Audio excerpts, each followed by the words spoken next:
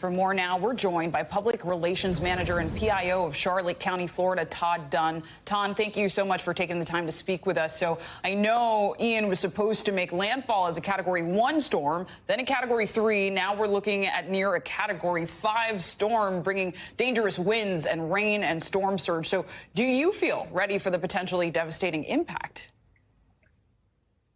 As much as you can be ready for that type of storm, right? We're embracing for some pretty serious storm ahead of us. And you guys mentioned Sarasota and Fort Myers. We're in Charlotte County, right in the middle, right? And the projected path as of a few minutes ago. So we've, as a county, behind me, you see our Emergency Operations Center, all the county leaders.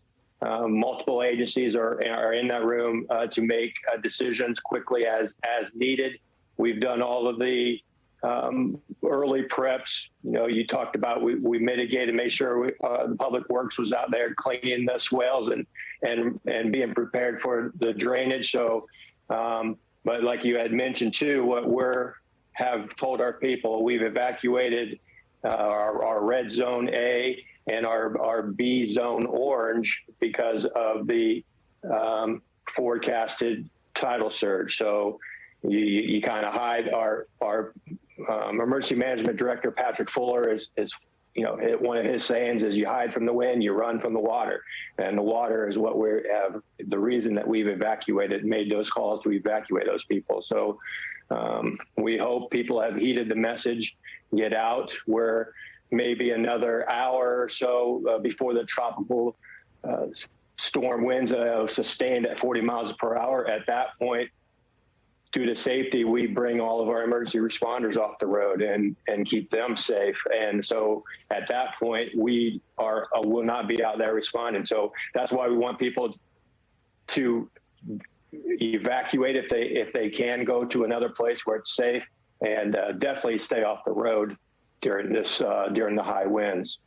Good message there. You know, Todd, for many, this is bringing back memories of Hurricane Charlie in 2004, which roared ashore as a Category 4 storm. This path looks very similar to that, but also this hurricane seems to be moving slower. It seems to be much bigger. Are there lessons you learned from that hurricane that can be applied now, 20 years later, nearly 20 years later? Well, I wasn't here for that, but definitely everybody in our that was here, remembers that. The lessons that I hope we've taken from that is be prepared.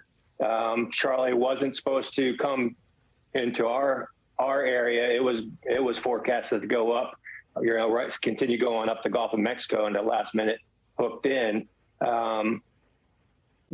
Patrick Fuller, our emergency management director, said, there's no really comparison. Every storm is different, and this one, whereas Charlie, we didn't have the predicted storm surge. This one has had that predicted storm surge, so it's going to be a beast of its own. A true beast. I mean, we're talking about up to 12 feet with Ian. So talk to us about the kind of impact you think this will have on your community. Well, Charlotte County is Southwest Florida. We're a coastal community. We have a lot of canals. We have a lot of low-lying areas, so that's part of the concern for that area. We have a lot of area that can, on a normal thunderstorm, we deal with spot flooding on roadways. So when we have heavy rain combined with predicted surge, that's just a recipe for a disaster. And while we're hoping for the best, that could be something that we're having to deal with once the winds start kind of shifting and then pushing that water up into our county. Todd, for the last couple of days, we've been thinking Tampa was most likely to get the direct hit here, and now it's this overnight development where it is sort of shift. It's coming closer to your community, and it's coming there faster than people thought it would. When you got that news overnight and saw this thing shift, just what was your reaction? What's been the reaction in your community?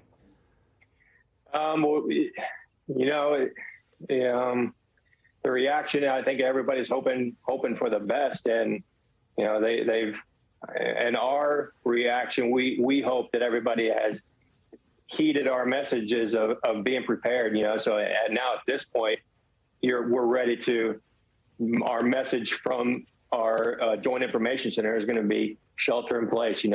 as the winds rise to that dangerous level, then now they're just going to stay off the road and shelter in place and ride it out from there. And I heard you pause in some emotion as you answered Joe's question. I wonder, are you feeling fearful? How are you feeling as you're supporting so many through this? Well, you get nervous that, people, you haven't heeded your message, so, it's like anything else, you get nervous. Yeah, I'm sure. I mean, it's a really devastating storm that's being expected, but I hope you and your community stay safe. Thank you so much. Yeah, thank you. Thanks for watching our YouTube channel. Follow today's top stories and breaking news by downloading the NBC News app.